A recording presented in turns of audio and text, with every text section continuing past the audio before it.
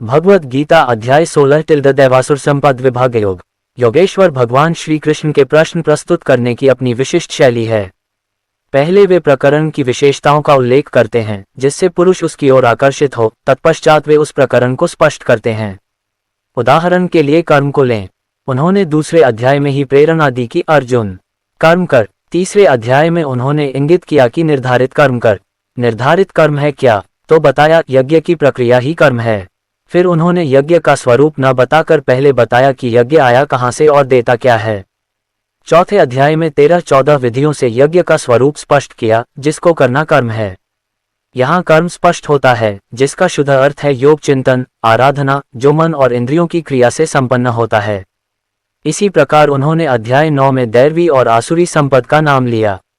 उनकी विशेषताओं पर बल दिया कि अर्जुन आसुरी स्वभाव वाले मुझे तुच्छ कहकर पुकारते हैं।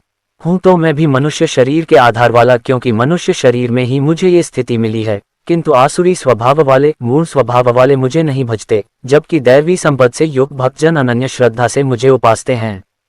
किंतु इन संपत्तियों का स्वरूप, उनका गठन अभी तक नहीं बताया गया। अब अध्याय 16 में योगेश्वर उनका स्वरूप स्पष्ट करने जा रहे हैं, जिनमें प्रस्तुत है पहले दैवी संपद के लक्षण। श्री भगवान उवाच अभय सत्व संशुद्धिर ज्ञान योग व्यवस्थित दान दमश्च यज्ञश्च स्वाध्यायस्तपार्जवम्। 1 अहिंसा सत्यम क्रोधस्त्याग शांतिर्पैशुनम दया भूतेष्वलो लुप्त्वम मार्द्वं ह्रीर्चापलम। 2 तेज क्षमा धृते शौचमद्रोह नातिमानिता भवन्ति संपदम दैवीं विजातस्य भारत। 3 भगवान ने कहा, हे भरत पुत्र, निर्भयता, आत्मशुद्धि, आध्यात्मिक ज्ञान का अनुशीलन, दान, आत्मसंयम, यज्ञप्रायणता, वेदाध्ययन, तपस्या, सरलता, अहिंसा, सत्यता, क्रोधविहीनता, त्याग, शांति, छिद्रान्वेषण में अरुचि, समस्त जीवों पर करुणा, लोभविहीनता, भद्रता, लज्जा, संकल्प, तेज, क्षमा, धैर्य, पवित्रता, ईर्ष्या तथा सम्मान की अभिलाषा से मुक्ति, ये सारे दिव्य गुण हैं जो दैवी प्रकृति से संपन्न देवतुल्य पुरुषों में पाए जाते हैं। तात्पर्य 15वें अध्याय के प्रारंभ में इस भौतिक जगत रूपी अश्वत्थ वृक्ष की व्याख्या की गई थी। उससे निकलने वाली अतिरिक्त जड़ों की तुलना जीवों के शुभ तथा अशुभ कर्मों से की गई थी। 9वें अध्याय में भी देवों तथा असुरों का वर्णन हुआ है। अब वैदिक अनुष्ठानों के अनुसार सतोगुण में किए गए सारे कार्य मुक्तिपथ प्रगति करने के लिए शुभ माने जाते हैं और ऐसे कार्यों को दैवी प्रकृति कहा जाता है। जो लोग इस दैवी प्रकृति में स्थित होते हैं वे मुक्ति के पथ पर अग्रसर होते हैं। इसके विपरीत उन लोगों के लिए जो रजो तथा तमोगुण में रहकर कार्य करते हैं, मुक्ति की कोई संभावना नहीं रहती। उन्हें या तो मनुष्य की तरह इसी भौतिक जगत में रहना होता है या फिर वे पशु योनि में या इससे भी निम्न योनियों में अवतरित होते हैं। इस 16वें अध्याय में भगवान दैवी प्रकृति तथा उसके गुणों एवं आसुरी प्रकृति तथा उसके गुणों का समान रूप से वर्णन करते हैं। वे इन गुणों के लाभों तथा हानियों का भी वर्णन करते हैं। दिव्य गुणों या दैवी प्रवृत्तियों से युक्त उत्पन्न व्यक्ति के प्रसंग में प्रयुक्त अभिजातस्य शब्द बहुत सारगर्भित है। दैवी परिवेश में संतान उत्पन्न करने को वैदिक शास्त्रों गर्भाधान संस्कार कहा गया है। यदि माता पिता चाहते हैं कि दिव्य गुणों से युक्त संतान उत्पन्न हो, तो उन्हें सामाजिक जीवन में मनुष्यों के लिए बताए गए 10 नियमों का पालन करना चाहिए। भगवद गीता में हम पहले ही पढ़ चुके हैं कि अच्छी संतान उत्पन्न करने के निमित्त मैथुन जीवन साक्षात कृष्ण है। मैथुन जीवन गर्हित नहीं है यदि इसका कृष्ण भावनामृत में प्रयोग किया जाए। जो लोग कृष्ण भावनामृत में हैं, कम से कम उन्हें तो कुत्ते बिल्लियों की तरह संतानें उत्पन्न नहीं करनी चाहिए। उन्हें ऐसी संतानें उत्पन्न करनी चाहिए जो जन्म लेने के पश्चात कृष्ण भावना भावित हो सकें। कृष्ण भावनामृत में तल्लीन माता पिता से उत्पन्न संतानों को इतना लाभ तो मिलना ही चाहिए। वर्णाश्रम धर्म नामक सामाजिक संस्था जो समाज को सामाजिक जीवन के 4 विभागों एवं कामधंधों अथवा वर्णों के 4 विभागों में विभाजित करती है, मानव समाज को जन्म के अनुसार विभाजित करने के उद्देश्य से नहीं है। ऐसा विभाजन शैक्षिक योग्यताओं के आधार पर किया जाता है। ये विभाजन समाज में शांति तथा संपन्नता बनाए रखने के लिए हैं। यहाँ पर जिन गुणों का उल्लेख हुआ है उन्हें दिव्य कहा गया है और वे आध्यात्मिक ज्ञान में प्रगति करने वाले व्यक्तियों के निमित्त हैं, जिससे वे भौतिक जगत से मुक्त हो सकें। वर्णाश्रम संस्था में सन्यासी को समस्त सामाजिक वर्गों तथा आश्रमों में प्रधान या गुरु माना जाता है। ब्राह्मण को समाज के 3 वर्णों क्षत्रियों, वैश्यों तथा शूद्रों का गुरु माना जाता है, लेकिन सन्यासी इस संस्था के शीर्ष पर होता है और ब्राह्मणों का भी गुरु माना जाता है। सन्यासी की पहली योग्यता निर्भयता होनी चाहिए। चूंकि सन्यासी को किसी सहायक के बिना एकाकी रहना होता है, अतएव भगवान की कृपा ही उसका एकमात्र आश्रय होता है। जो ये सोचता है कि सारे संबंध तोड़ लेने के बाद मेरी रक्षा कौन करेगा, तो उसे संन्यास आश्रम स्वीकार नहीं करना चाहिए। उसे यह पूर्ण विश्वास होना चाहिए कि कृष्ण या अंतर्यामी स्वरूप परमात्मा सदैव अंतर में रहते हैं, वे सब कुछ देखते रहते हैं और जानते हैं कि कोई क्या करना चाहता है। इस तरह मनुष्य को दृढ़ विश्वास होना चाहिए कि परमात्मा स्वरूप कृष्ण शरणागत व्यक्ति की रक्षा करेंगे। उसे सोचना चाहिए, मैं कभी अकेला नहीं हूँ, भले ही मैं गहनतम जंगल में क्यों न रहूं। मेरा साथ कृष्ण देंगे और सब तरह से मेरी रक्षा करेंगे। ऐसा विश्वास अभयम या निर्भयता कहलाता है। संन्यास आश्रम में व्यक्ति की ऐसी मनोदशा आवश्यक है, तब उसे अपने अस्तित्व को शुद्ध करना होता है। संन्यास आश्रम में पालन किए जाने के लिए अनेक विधि विधान हैं। इनमें सबसे महत्वपूर्ण यह है कि सन्यासी को किसी स्त्री के साथ घनिष्ठ संबंध नहीं रखना चाहिए। उसे एकांत स्थान में स्त्री से बातें करने तक की मनाही है। भगवान चैतन्य आदर्श सन्यासी थे और जब पुरी में रह रहे थे तो उनकी भक्तिनों को उनके पास नमस्कार करने तक के लिए नहीं आने दिया जाता था। उन्हें दूर से ही प्रणाम करने के लिए आदेश था। ये स्त्री जाति के प्रति घृणाभाव का चिन्ह नहीं था, अपितु सन्यासी पर लगाया गया प्रतिबंध था कि उसे स्त्रियों से निकट संपर्क नहीं रखना चाहिए। मनुष्य को अपने अस्तित्व शुद्ध बनाने के लिए जीवन की विशेष परिस्थिति स्तर में विधि विधानों का पालन करना होता है। सन्यासी के लिए स्त्रियों के साथ घनिष्ठ संबंध तथा इंद्रिय तृप्ति के लिए धन संग्रह वर्जित हैं। आदर्श सन्यासी तो स्वयं भगवान चैतन्य थे और उनके जीवन से हमें ये सीख लेनी चाहिए कि वे स्त्रियों के विषय में कितने कठोर थे। यद्यपि वे भगवान के सबसे वदान्य अवतार माने जाते हैं, क्योंकि वे अधम से अधम बद्ध जीवों को स्वीकार करते थे, लेकिन जहां तक स्त्रियों की संगति का प्रश्न था, वे संन्यास आश्रम के विधि विधानों का कठोरता के साथ पालन करते थे। उनका एक निजी पार्षद छोटा हरिदास अन्य पार्षदों के सहित उनके साथ निरंतर रहा, लेकिन किसी कारणवश उसने एक तरुणी को कामुक दृष्टि से देखा। भगवान चैतन्य इतने कठोर थे कि उन्होंने उसे अपने पार्षदों की संगति से तुरंत बाहर निकाल दिया। भगवान चैतन्य ने कहा, जो सन्यासी या अन्य कोई व्यक्ति प्रकृति के चंगुल से छूटने का इच्छुक है और अपने को आध्यात्मिक प्रकृति तक ऊपर उठाना चाहता है तथा भगवान के पास वापस जाना चाहता है, वह यदि भौतिक संपत्ति तथा स्त्री की ओर इंद्रिय तृप्ति के लिए देखता है, भले ही वह उनका भोग न करे, केवल उनकी ओर इच्छा दृष्टि से देखे, तो भी वह इतना गर्हित है कि उसके लिए श्रेयस्कर होगा कि वह ऐसी अवैध इच्छाएं करने के पूर्व आत्महत्या कर ले। इस तरह शुद्धि की ये विधियां हैं। अगला गुण है ज्ञान योग व्यवस्थिति ज्ञान के अनुशीलन में संलग्न रहना। सन्यासी का जीवन गृहस्थों तथा उन सबों को जो आध्यात्मिक उन्नति के वास्तविक जीवन को भूल चुके हैं ज्ञान वितरित करने के लिए होता है। सन्यासी से आशा की जाती है कि वह अपनी जीविका के लिए द्वार द्वार भिक्षाटन करे, लेकिन इसका अर्थ यह नहीं है कि वह भिक्षुक है। विनयशीलता भी आध्यात्मिकता में स्थित मनुष्य की एक योग्यता है। सन्यासी मात्र विनयशीलता वश द्वार द्वार जाता है, भिक्षाटन के उद्देश्य से नहीं जाता, अपितु गृहस्थों को दर्शन देने तथा उनमें कृष्ण भावनामृत जगाने के लिए जाता है। ये सन्यासी का कर्तव्य है। यदि वह वास्तव में उन्नत है और उसे गुरु का आदेश प्राप्त है तो उसे तर्क तथा ज्ञान द्वारा कृष्ण भावनामृत का उपदेश करना चाहिए, और यदि वह इतना उन्नत नहीं है तो उसे संन्यास आश्रम ग्रहण नहीं करना चाहिए। लेकिन यदि किसी ने पर्याप्त ज्ञान के बिना ही संन्यास आश्रम स्वीकार कर लिया है तो उसे ज्ञान अनुशीलन के लिए प्रामाणिक गुरु से श्रवण में रत होना चाहिए। सन्यासी को निर्भीक होना चाहिए, उसे सत्व संशुद्धि तथा ज्ञान योग में स्थित होना चाहिए। अगला गुण दान है। दान गृहस्थों के लिए है। गृहस्थों को चाहिए कि वे निष्कपटता से जीवन यापन करना सीखें और कमाई का 50% विश्व भर में कृष्ण भावनामृत के प्रचार में खर्च करें। इस प्रकार से गृहस्थ को चाहिए कि ऐसे कार्य में लगे संस्थान समितियों को दान दे। दान योग्य पात्र को दिया जाना चाहिए। जैसा आगे वर्णन किया जाएगा, दान भी कई तरह का होता है, यथा सतोगुण, रजोगुण तथा तमोगुण में दिया गया दान। सतोगुण में दिए जाने वाले दान की संस्तुति शास्त्रों ने की है, लेकिन रजो तथा तमोगुण में दिए गए दान की संस्तुति नहीं है, क्योंकि यह धन का अपव्यय मात्र है। संसार भर में कृष्ण भावनामृत के प्रसार हेतु ही दान दिया जाना चाहिए। ऐसा दान सतोगुणी होता है। जहां तक दम आत्मसंयम का प्रश्न है, ये धार्मिक समाज के अन्य आश्रमों के ही लिए नहीं है, अपितु गृहस्थ के लिए विशेष रूप से है। यद्यपि उसके पत्नी होती है, लेकिन उसे चाहिए कि व्यर्थ ही अपनी इंद्रियों को विषय भोग की ओर न मोड़े। गृहस्थों पर भी मैथुन जीवन के लिए प्रतिबंध है और इसका उपयोग केवल संतानोत्पत्ति के लिए किया जाना चाहिए। यदि वह संतान नहीं चाहता तो उसे अपनी पत्नी के साथ विषय भोग में लिप्त नहीं होना चाहिए। आधुनिक समाज मैथुन जीवन का भोग करने के लिए निरोध विधियों का या अन्य घृणित विधियों का उपयोग करता है, जिससे संतान का उत्तरदायित्व न उठाना पड़े।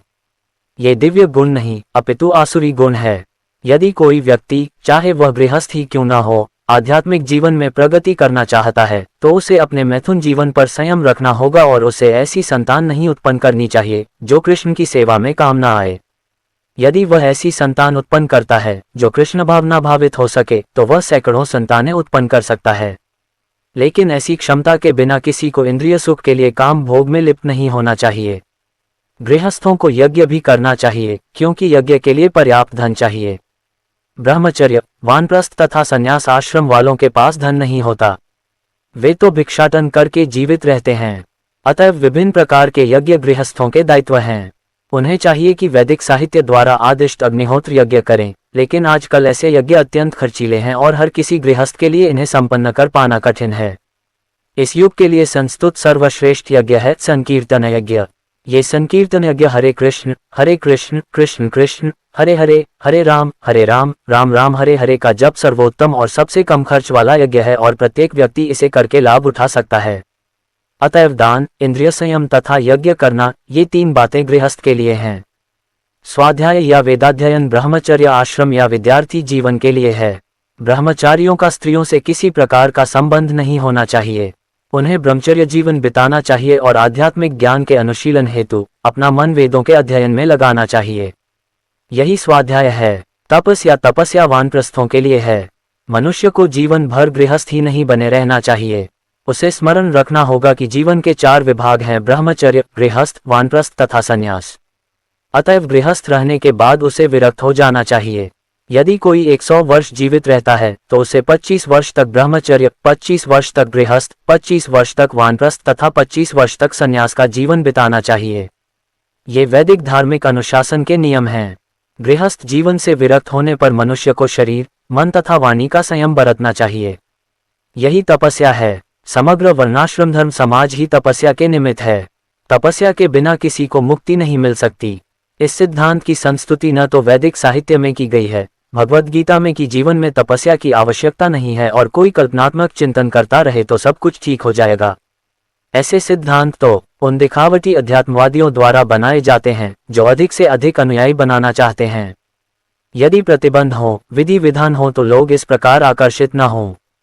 अतएव जो लोग धर्म के नाम पर अनुयायी चाहते हैं वे केवल दिखावा करते हैं। वे अपने विद्यार्थियों के जीवनों पर कोई प्रतिबंध नहीं लगाते और न ही अपने जीवन पर। लेकिन वेदों में ऐसी विधि को स्वीकृति प्रदान नहीं की गई।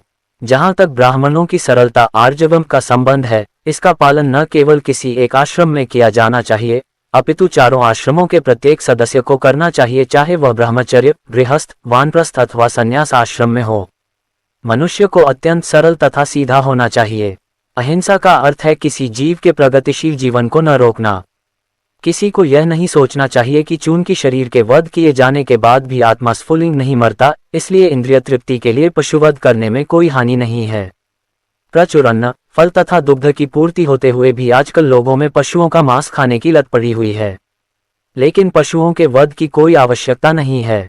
यह आदेश हर एक के लिए है। जब कोई विकल्प न रहे तभी पशुवध किया जाए, लेकिन इसकी यज्ञ में बलि की जाए।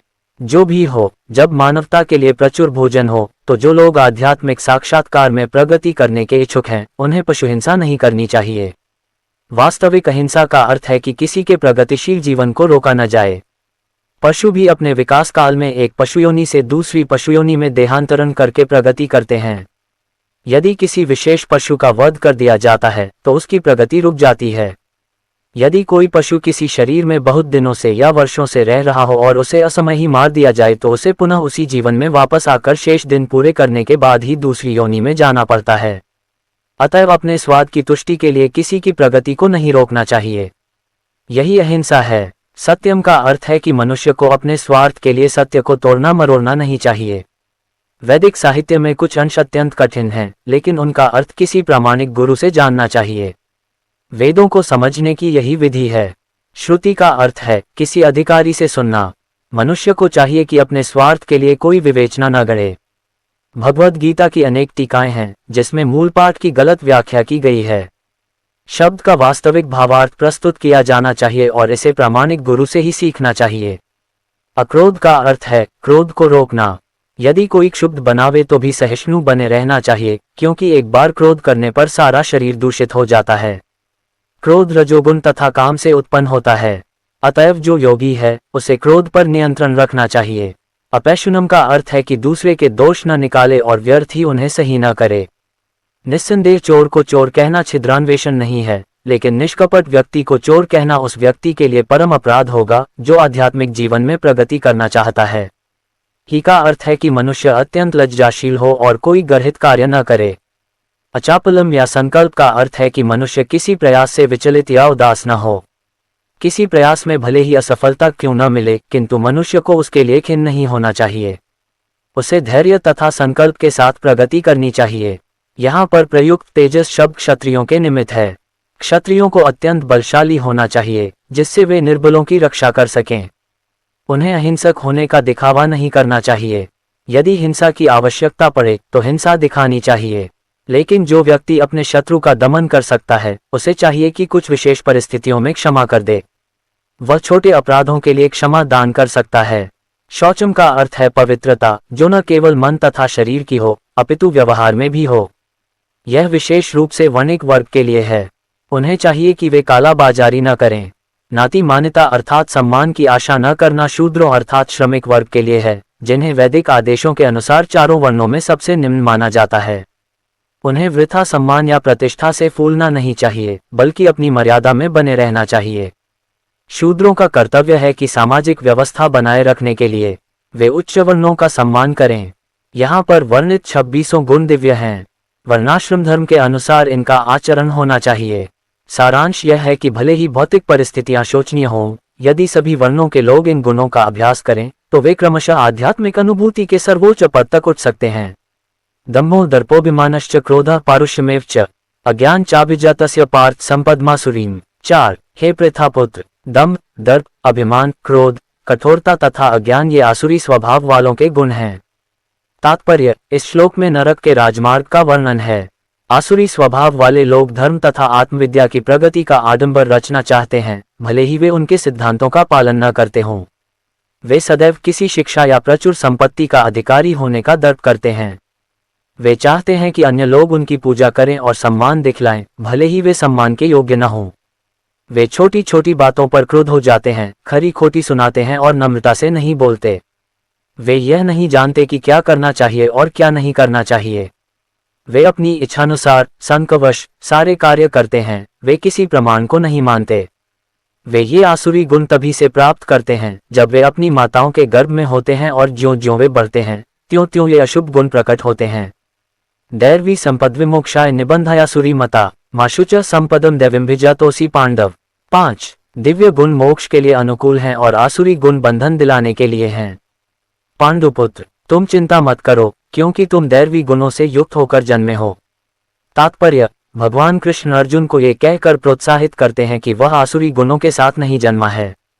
युद्ध में उसका सम्मिलित होना आसुरी नहीं है, क्योंकि वह उसके गुण दोषों पर विचार कर रहा था। वह ये विचार कर रहा था कि भीष्म तथा द्रोण जैसे प्रतिष्ठित महापुरुषों का वध किया जाए या नहीं। अतएव वह न तो क्रोध के वशीभूत होकर कार्य कर रहा था, न झूठी प्रतिष्ठा या निष्ठुरता के अधीन होकर। अतएव वह आसुरी स्वभाव का नहीं था। क्षत्रिय के लिए शत्रु पर बाण बरसाना दिव्य माना जाता है और ऐसे कर्तव्य से विमुख होना आसुरी।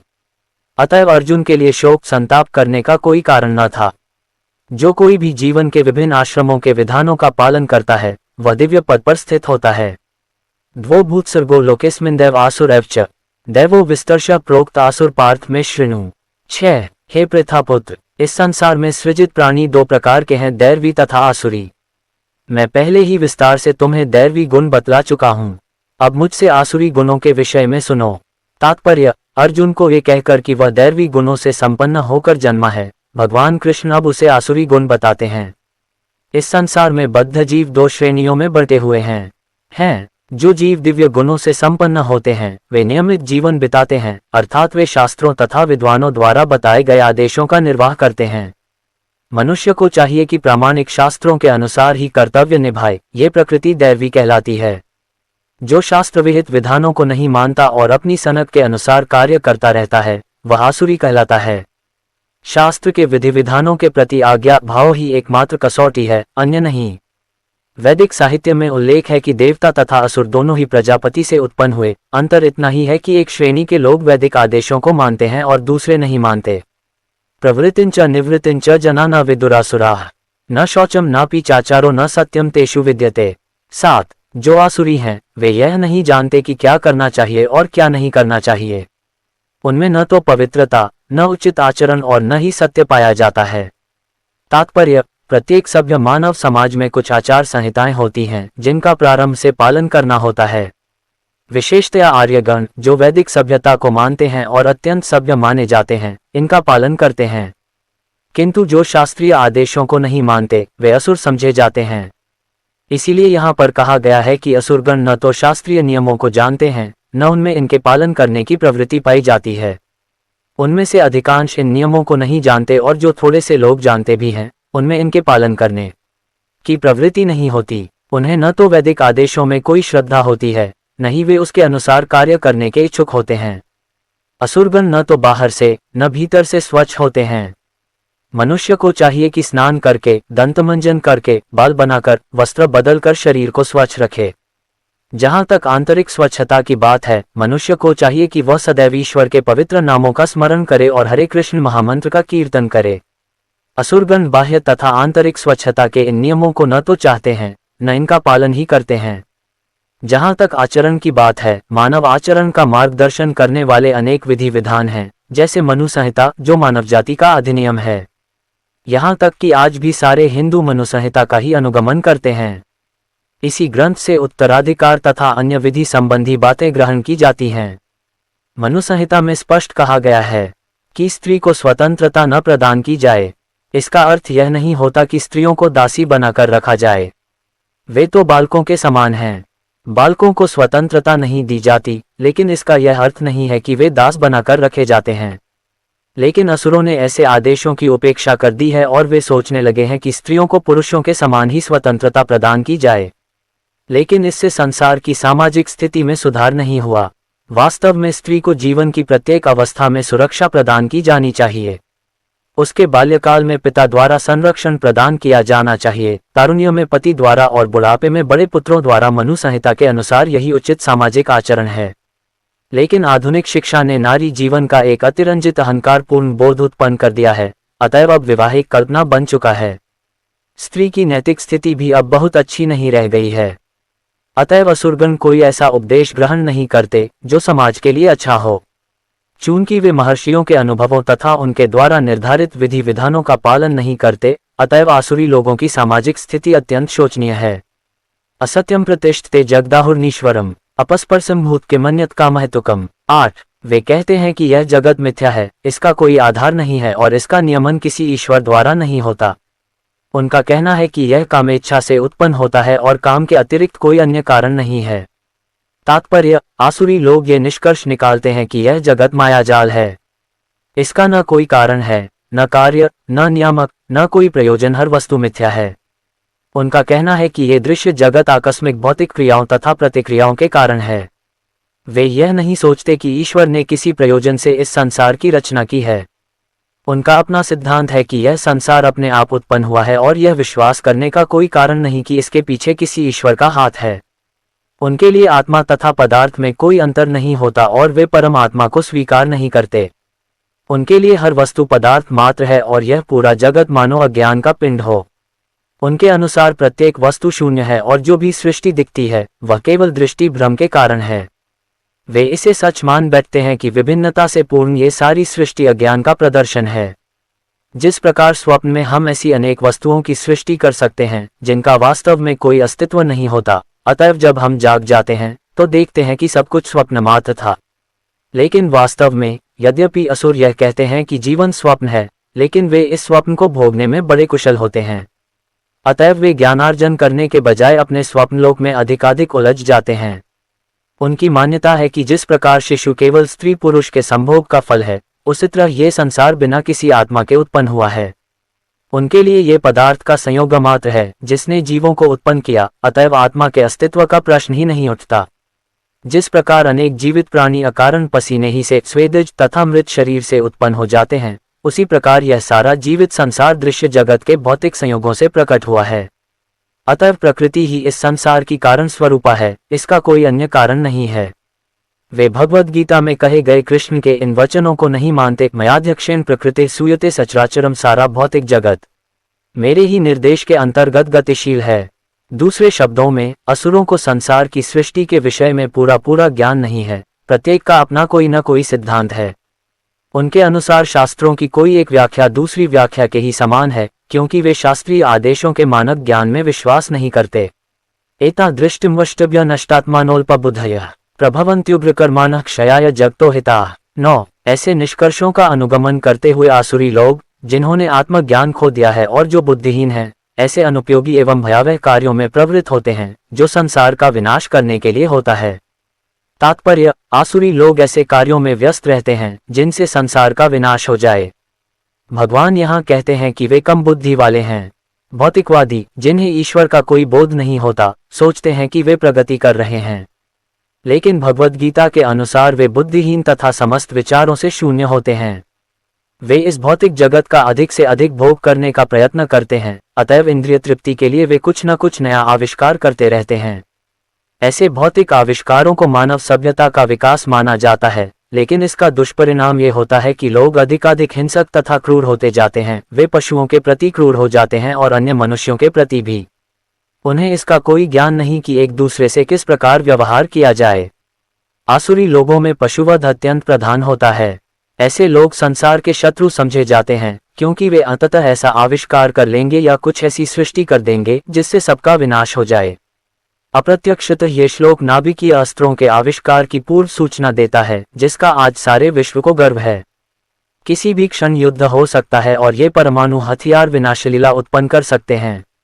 ऐसी वस्तुएं संसार के विनाश के उद्देश्य से ही उत्पन्न की जाती हैं और यहाँ पर इसका संकेत किया गया है। ईश्वर के प्रति अविश्वास के कारण ही ऐसे हथियारों का आविष्कार मानव समाज में किया जाता है। वे संसार की शांति तथा संपन्नता के लिए नहीं होते। कामाश्रित्य दुष्पूर्दम्भमान्मदान्विताः मोहात् गृहीत्वा सद्ग्रहान् प्रवर्तन्ते शुचिव्रताः। 10 कभी न संतुष्ट होने वाले काम का आश्रय लेकर तथा गर्व के मद एवं मिथ्या प्रतिष्ठा में डूबे हुए आसुरी लोग इस तरह मोहग्रस्त होकर सदैव क्षणभंगुर वस्तुओं के द्वारा अपवित्र कर्म का व्रत लिए रहते हैं। तात्पर्य, यहाँ पर आसुरी मनोवृत्ति का वर्णन हुआ है। असुरों में काम कभी तृप्त नहीं होता। वे भौतिक भोग के लिए अपनी अतृप्त इच्छाएं बढ़ाते चले जाते हैं। यद्यपि वे क्षणभंगुर वस्तुओं को स्वीकार करने के कारण सदैव चिंतामग्न रहते हैं, तो भी वे मोहवश ऐसे कार्य करते जाते हैं। उन्हें कोई ज्ञान नहीं होता, अतएव वे यह नहीं कह पाते कि वे गलत दिशा में जा रहे हैं। क्षणभंगुर वस्तुओं को स्वीकार करने के कारण वे अपना निजी ईश्वर निर्माण कर लेते हैं, अपने निजी मंत्र बना लेते हैं और तदनुसार कीर्तन करते हैं। इसका फल ये होता है कि वे दो वस्तुओं की ओर अधिकाधिक आकृष्ट होते हैं, कामभोग तथा संपत्ति संचय। इस प्रसंग में अशुचि व्रता शब्द अत्यंत महत्वपूर्ण है, जिसका अर्थ है अपवित्र व्रत। ऐसे आसुरी लोग मद्य, स्त्रियों, द्यूतक्रीड़ा तथा मांसाहार के प्रति आसक्त होते हैं। ये ही उनकी अशुचि अर्थात अपवित्र गंदी आदतें हैं। दर्प तथा अहंकार से प्रेरित होकर वे ऐसे धार्मिक सिद्धांत बनाते हैं जिनकी अनुमति वैदिक आदेश नहीं देते। यद्यपि ऐसे आसुरी लोग अत्यंत निंदनीय होते हैं, लेकिन संसार में कृत्रिम साधनों से ऐसे लोगों का झूठा सम्मान किया जाता है। यद्यपि वे नरक की ओर बढ़ते रहते हैं, लेकिन वे अपने को बहुत बड़ा मानते हैं। चिंताम परिमेया च प्रलयांतामुपाश्रिताः कामोपभोग परमा एतावदिति निश्चिताः। 11 आशापाशुषतर्बधाः कामक्रोधप्रायणाः इहन्ते कामभोगार्थम न्यायनार्थसंचयान्। 12 उनका विश्वास है कि इंद्रियों की तुष्टि ही मानव सभ्यता की मूल आवश्यकता है।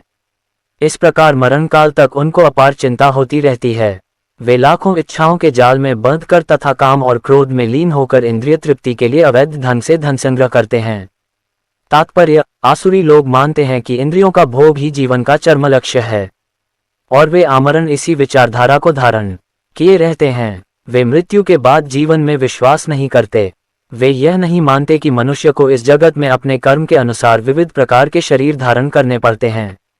जीवन के लिए उनकी योजनाओं का अंत नहीं होता और वे एक के बाद एक योजना बनाते रहते हैं जो कभी समाप्त नहीं होती। हमें ऐसे एक व्यक्ति की ऐसी आसुरी मनोवृत्ति का निजी अनुभव है, जो मरणकाल तक अपने वैद्य से अनुनय विनय करता रहा कि वह किसी तरह उसके जीवन की अवधि 4 वर्ष बढ़ा दे, क्योंकि उसकी योजनाएं तब भी अधूरी थीं। ऐसे मूर्ख लोग यह नहीं जानते कि वैद्य क्षण भर भी जीवन को नहीं बढ़ा सकता। जब मृत्यु का बुलावा आ जाता है तो मनुष्य की इच्छा पर ध्यान नहीं दिया जाता। प्रकृति के नियम किसी को निश्चित अवधि के आगे क्षण भर भी भोग करने की अनुमति प्रदान नहीं करते। आसुरी मनुष्य, जो ईश्वर या अपने अंतर में स्थित परमात्मा में श्रद्धा नहीं रखता, केवल इंद्रिय तृप्ति के लिए सभी प्रकार के पाप कर्म करता रहता है। वह नहीं जानता कि उसके हृदय के भीतर एक साक्षी बैठा है। परमात्मा प्रत्येक जीवात्मा के कार्यों को देखता रहता है। जैसा कि उपनिषदों में कहा गया है कि एक वृक्ष में दो पक्षी बैठे हैं, एक पक्षी कर्म करता हुआ टहनियों में लगे सुख दुख रूपी फलों को भोग रहा है और दूसरा उसका साक्षी है। लेकिन आसुरी मनुष्य को न तो वैदिक शास्त्र का ज्ञान है, न कोई श्रद्धा है। अतएव वह इंद्रिय भोग के लिए कुछ भी करने के लिए अपने को स्वतंत्र मानता है, उसे परिणाम की परवाह नहीं रहती। इदमद्य मया लब्धम प्राप्स्य मनोर्थम, इदमस्तीदम्पि में भविष्यति पुनर्धनम। 13 असौ मया हतः शत्रुर्हनिष्ये चाप्रान्पि, ईश्वरोह भोगी सिद्धोह बलवान सुखी। 14 आयोभिजनवान अस्मि कोन्योस्ति सदृशो मया, यक्ष्ये दास्यामि मोदिष्य इत्यज्ञान विमोहिताः। 15 आसुरी व्यक्ति सोचता है, आज मेरे पास इतना धन है और अपनी योजनाओं से मैं और अधिक धन कमाऊंगा। इस समय मेरे पास इतना है, किंतु भविष्य में यह बढ़कर और अधिक हो जाएगा। वह मेरा शत्रु है और मैंने उसे मार दिया है और मेरे अन्य शत्रु भी मार दिए जाएंगे। मैं सभी वस्तुओं का स्वामी हूँ, मैं भोगता हूँ, मैं सिद्ध, शक्तिमान तथा सुखी हूँ। मैं सबसे धनी व्यक्ति हूँ और मेरे आसपास मेरे कुलीन संबंधी हैं। कोई अन्य मेरे समान शक्तिमान तथा सुखी नहीं है। मैं यज्ञ करूंगा, दान दूंगा और इस तरह आनंद मनाऊंगा। इस प्रकार ऐसे व्यक्ति अज्ञानवश मोहग्रस्त होते रहते हैं। अनेक चित्त विभ्रांता मोहजाल समावृता प्रसक्ता कामभोगेषु पतंती नरकेषु च। 16 इस प्रकार अनेक चिंताओं से उद्विग्न होकर तथा मोहजाल में बंधकर वे इंद्रिय भोग में अत्यधिक आसक्त हो जाते हैं और नरक में गिरते हैं। तात्पर्य, आसुरी व्यक्ति धन अर्जित करने की इच्छा की कोई सीमा नहीं जानता। उसकी इच्छा असीम बनी रहती है। वह केवल यही सोचता रहता है कि उसके पास इस समय कितनी संपत्ति है और ऐसी योजना बनाता है कि संपत्ति का संग्रह बढ़ता ही जाए। इसीलिए वह किसी भी पापपूर्ण साधन को अपनाने में झिझकता नहीं और अवैध तृप्ति के लिए कालाबाजारी करता है। वह पहले से अपनी अधिकृत संपत्ति यथा भूमि, परिवार, घर तथा बैंक पूंजी पर मुग्ध रहता है और उनमें वृद्धि के लिए सदैव योजनाएं बनाता रहता है। उसे अपनी शक्ति पर ही विश्वास रहता है और वह ये नहीं जानता कि उसे जो लाभ हो रहा है वह उसके पूर्वजन्म के पुण्य कर्मों का फल है। उसे ऐसी वस्तुओं का संचय करने का अवसर इसीलिए मिला है, लेकिन उसे पूर्वजन्म के कारणों का कोई बोध नहीं होता। वह यही सोचता है कि उसकी सारी संपत्ति उसके निजी उद्योग से है। आसुरी व्यक्ति अपने बाहुबल पर विश्वास करता है, कर्म के नियम पर नहीं। कर्म नियम के अनुसार पूर्वजन्म में उत्तम कर्म करने के फलस्वरूप मनुष्य उच्च कुल में जन्म लेता है, या धनवान बनता में है, या सुशिक्षित बनता है, या बहुत सुंदर शरीर प्राप्त करता है। आसुरी व्यक्ति सोचता है कि ये चीजें आकस्मिक हैं और उसके बाहुबल सामर्थ्य के फलस्वरूप हैं। उसे विभिन्न प्रकार के लोगों, सुंदरता तथा शिक्षा के पीछे किसी प्रकार की योजना व्यवस्था नहीं प्रतीत होती। ऐसे आसुरी मनुष्य की प्रतियोगिता में जो भी सामने आता है वह उसका शत्रु बन जाता है। ऐसे अनेक आसुरी व्यक्ति होते हैं और इनमें से प्रत्येक अन्यों का शत्रु होता है। ये शत्रुता पहले मनुष्यों के बीच, फिर परिवारों के बीच, तब समाजों में और अंततः राष्ट्रों के बीच बढ़ती जाती है। अतः विश्व भर में निरंतर संघर्ष, युद्ध तथा शत्रुता बनी हुई है। प्रत्येक आसुरी व्यक्ति सोचता है कि वह अन्य सभी लोगों की बलि करके रह सकता है। सामान्यतया ऐसा व्यक्ति स्वयं को परम ईश्वर मानता है और आसुरी उपदेशक अपने अनुयायियों से कहता है कि तुम लोग ईश्वर को अन्यत्र क्यों ढूंढ रहे हो? तुम स्वयं अपने ईश्वर हो। तुम जो चाहो सो कर सकते हो। ईश्वर पर विश्वास मत करो। ईश्वर को दूर करो। ईश्वर मृत है। यही आसुरी लोगों के उपदेश हैं। यद्यपि आसुरी मनुष्य अन्यों को अपने ही समान या अपने से बढ़कर धनी तथा प्रभावशाली देखता है, तो भी वह सोचता है कि उससे बढ़कर न तो कोई धनी है और न प्रभावशाली। जहां तक उच्च लोकों में जाने की बात है, वे यज्ञों को संपन्न करने में विश्वास नहीं करते। वे सोचते हैं कि वे अपनी यज्ञ विधि का निर्माण करेंगे और कोई ऐसी मशीन बना लेंगे जिससे वे किसी भी उच्च लोक तक पहुंच जाएंगे। ऐसे आसुरी व्यक्ति का सर्वश्रेष्ठ उदाहरण रावण था। उसने लोगों के समक्ष ऐसी योजना प्रस्तुत की थी जिसके द्वारा वह एक ऐसी सीढ़ी बनाने वाला था जिससे कोई भी व्यक्ति वेदों में वर्णित यज्ञों को संपन्न किए बिना स्वर्गलोक को जा सकता था। उसी प्रकार से आधुनिक युग के ऐसे ही आसुरी लोग यांत्रिक विधि से उच्चतर लोकों तक पहुंचने का प्रयास कर रहे हैं। ये सब मोह के उदाहरण हैं। परिणाम ये होता है कि बिना जाने हुए वे नरक की ओर बढ़ते जाते हैं। यहाँ पर मोहजाल शब्द अत्यंत सार्थक है। जाल का तात्पर्य है मनुष्य मछली की भांति मोहरूपी जाल में फंसकर उससे निकल नहीं पाता। आत्मसंभाविता स्तब्धा धनमान्मदान्विता यजन्ते नाम्यज्ञस्ते दम्भेन विधिपूर्वकम। 17 अपने को श्रेष्ठ मानने वाले तथा सदैव घमंड करने वाले, संपत्ति तथा मिथ्या प्रतिष्ठा से मोहग्रस्त लोग किसी विधि विधान का पालन न करते हुए कभी कभी नामात्र के लिए बड़े ही गर्व के साथ यज्ञ करते हैं। तात्पर्य, अपने को सब कुछ मानते हुए किसी प्रमाण या शास्त्र की परवाह न करके आसुरी लोग कभी कभी तथाकथित धार्मिक या याज्ञिक अनुष्ठान करते हैं। चूंकि वे किसी प्रमाण में विश्वास नहीं करते, अतएव वे अत्यंत घमंडी होते हैं। थोड़ी सी संपत्ति तथा झूठी प्रतिष्ठा पा लेने के कारण जो मोह भ्रम उत्पन्न होता है, उसी के कारण ऐसा होता है। कभी कभी ऐसे असुर उपदेशक की भूमिका निभाते हैं, लोगों को भ्रांत करते हैं और धार्मिक सुधारक या ईश्वर के अवतारों के रूप में प्रसिद्ध हो जाते हैं। वे यज्ञ करने का दिखावा करते हैं, या देवताओं की पूजा करते हैं, या अपने निजी ईश्वर की सृष्टि करते हैं। सामान्य लोग उनका प्रचार ईश्वर कहकर करते हैं, उन्हें पूजते हैं, और मूर्ख लोग उन्हें धर्म या आध्यात्मिक ज्ञान के सिद्धांतों में बढ़ा चढ़ा मानते हैं। वे सन्यासी का वेश धारण कर लेते हैं और उस वेश में सभी प्रकार का अधर्म करते हैं। वास्तव में इस संसार से विरक्त होने वाले पर अनेक प्रतिबंध होते हैं, लेकिन ये असुर इन प्रतिबंधों की परवाह नहीं करते। वे सोचते हैं जो भी मार्ग बना लिया जाए वही अपना मार्ग है। उनके समक्ष आदर्श मार्ग जैसी कोई वस्तु नहीं जिस पर चला जाए। यहाँ पर अविधिपूर्वकम शब्द पर बल दिया गया है, जिसका अर्थ है विधि विधानों की परवाह न करते हुए। ये सारी बातें सदैव अज्ञान तथा मोह के कारण होती हैं। अहंकार बलम दर्प कामम क्रोध च संश्रिता मामात्म प्रदेहेषु प्रद्विषन्तोभ्यसूयका। 18 मिथ्या अहंकार, बल, दर्प, काम तथा क्रोध से मोहित होकर आसुरी व्यक्ति अपने शरीर में तथा अन्यों के शरीर में स्थित भगवान से ईर्ष्या और वास्तविक धर्म की निंदा करने लगते हैं। तात्पर्य, आसुरी व्यक्ति भगवान की श्रेष्ठता का विरोधी होने के कारण शास्त्रों में विश्वास करना पसंद नहीं करता। वह शास्त्रों तथा भगवान के अस्तित्व इन दोनों से ही ईर्ष्या करता है। ये ईर्ष्या उसकी तथाकथित प्रतिष्ठा तथा धन एवं शक्ति के संग्रह से उत्पन्न होती है। वह ये नहीं जानता कि वर्तमान जीवन अगले जीवन की तैयारी है। इसे न जानते हुए वह वास्तव में अपने प्रति तथा अन्यों के प्रति भी द्वेष करता है। वह अन्य जीवधारियों की तथा स्वयं अपनी हिंसा करता है। वह भगवान के परम नियंत्रण की चिंता नहीं करता, क्योंकि उसे ज्ञान नहीं होता। शास्त्रों तथा भगवान से ईर्ष्या करने के कारण वह ईश्वर के अस्तित्व के विरुद्ध झूठे तर्क प्रस्तुत करता है और शास्त्रीय प्रमाण को अस्वीकार करता है। वह प्रत्येक कार्य में अपने को स्वतंत्र तथा शक्तिमान मानता है। वह सोचता है कि कोई भी शक्ति, बल या संपत्ति में उसकी समता नहीं कर सकता, अतः वह चाहे जिस तरह कर्म करे उसे कोई रोक नहीं सकता। यदि उसका कोई शत्रु उसे इंद्रिय कार्यों में आगे बढ़ने से रोकता है, तो वह उसे अपनी शक्ति से छिन्न भिन्न करने की योजनाएं बनाता है। तानः द्विष्यतः क्रूरान संसारेषु नराधमान क्षिपाम्यजस्रम शुभानासुरीष्वेव्योनिषु। 19 जो लोग ईर्ष्यालु तथा क्रूर हैं और नराधम हैं, उन्हें मैं निरंतर विभिन्न आसुरी योनियों में भवसागर में डालता रहता हूँ।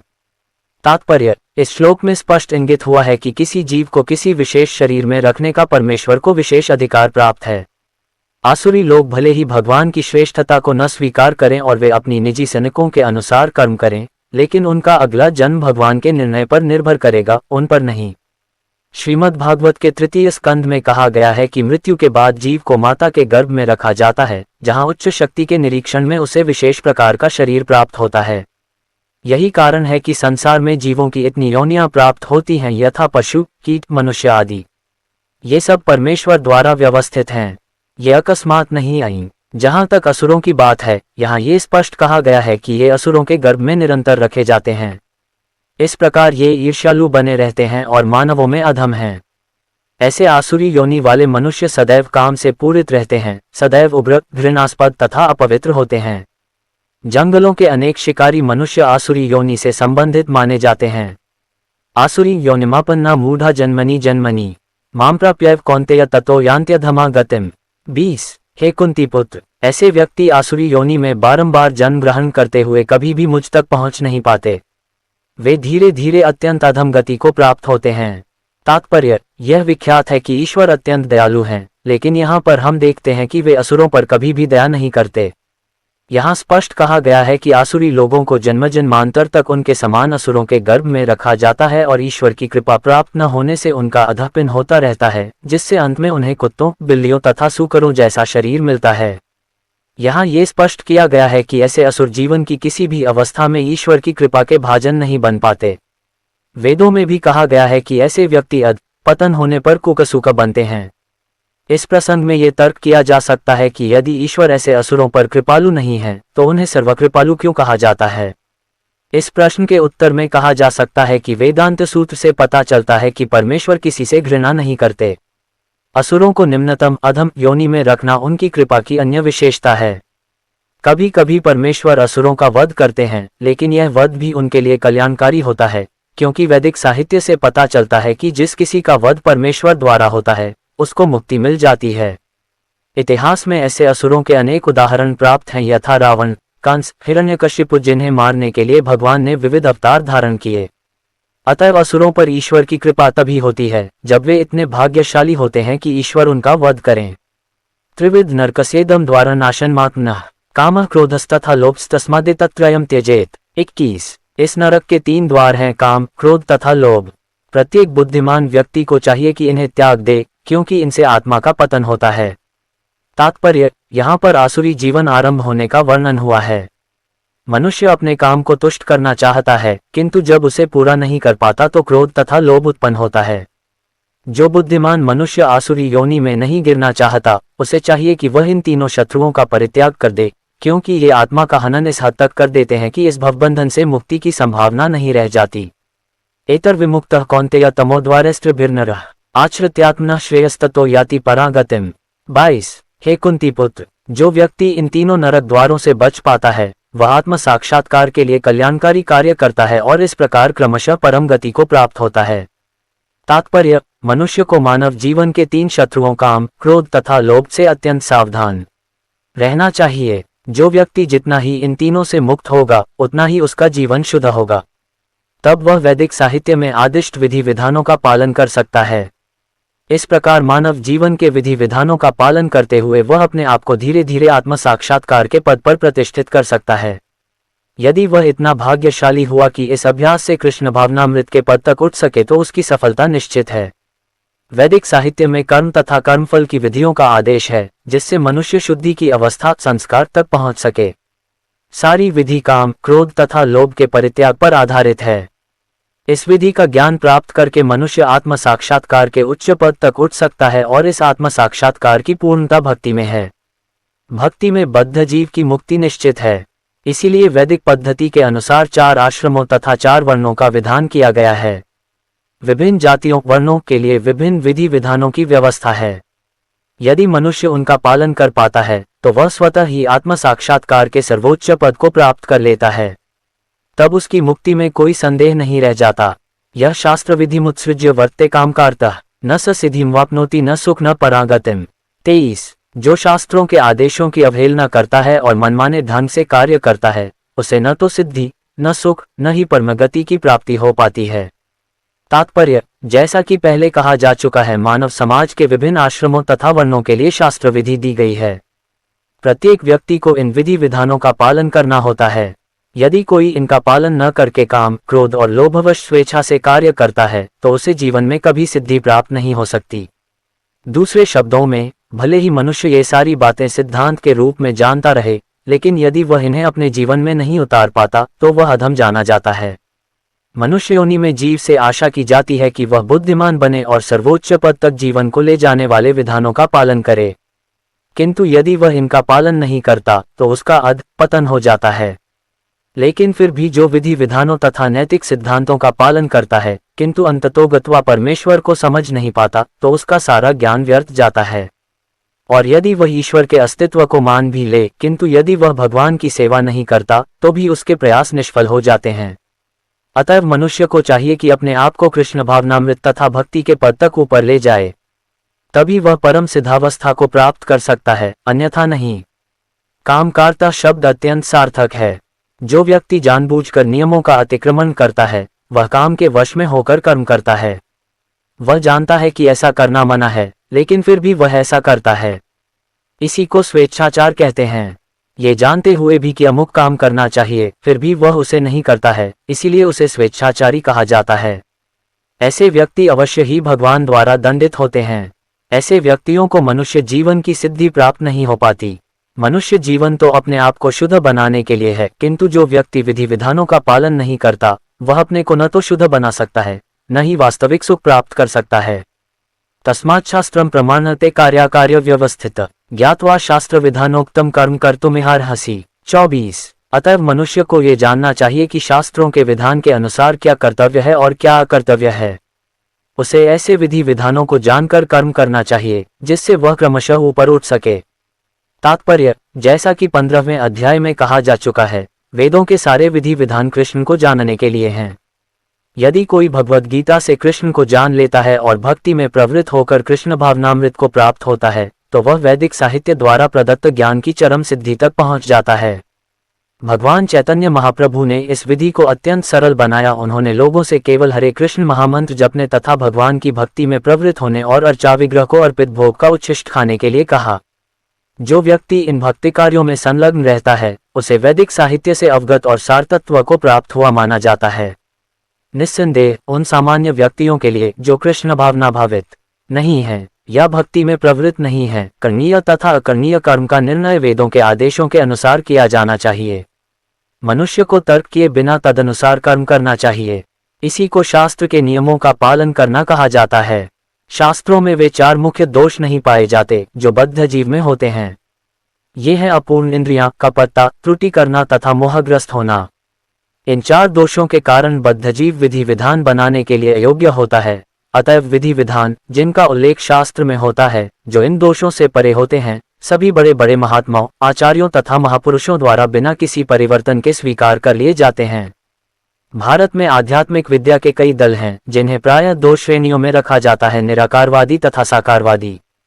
दोनों ही दल वेदों के नियमों के अनुसार अपना जीवन बिताते हैं। शास्त्रों के नियमों का पालन किए बिना कोई सिद्धि प्राप्त नहीं कर सकता। अतएव जो शास्त्रों के तात्पर्य को वास्तव में समझता है वह भाग्यशाली माना जाता है। मानव समाज में समस्त पतनों का मुख्य कारण भागवत विद्या के नियमों के प्रति द्वेष है। यह मानव जीवन का सर्वोच्च अपराध है। अतएव भगवान की भौतिक शक्ति अर्थात माया त्रयतापों के रूप में हमें सदैव कष्ट देती रहती है। ये भौतिक शक्ति प्रकृति के 3 गुणों से बनी है। इसके पूर्व कि भगवान के ज्ञान का मार्ग खुले मनुष्य को कम से कम सतोगुण तक ऊपर उठना होता है। सतोगुण तक उठा बिना वह तमो तथा रजोगुणों में रहता है जो आसुरी जीवन के कारण स्वरूप हैं। रजो तथा तमोगुणी व्यक्ति शास्त्रों, पवित्र मनुष्यों तथा भगवान के समुचित ज्ञान की खिल्ली उड़ाते हैं। वे गुरु के आदेशों का उल्लंघन करते हैं और शास्त्रों के विधानों की परवाह नहीं करते। वे भक्ति की महिमा का श्रवण करके भी उसके प्रति आकृष्ट नहीं होते। इस प्रकार वे अपनी उन्नति का अपना निजी मार्ग बनाते हैं। मानव समाज के यही कतिपय दोष हैं जिनके कारण आसुरी जीवन बिताना पड़ता है। किंतु यदि उपयुक्त तथा प्रामाणिक गुरु का मार्गदर्शन प्राप्त हो जाता है तो उसका जीवन सफल हो जाता है, क्योंकि गुरु उच्च पद की ओर उन्नति का मार्ग दिखा सकता है। इस प्रकार श्रीमद् भगवद गीता के 16वें अध्याय दैवी तथा आसुरी स्वभाव का भक्ति वेदांत तात्पर्य पूर्ण हुआ।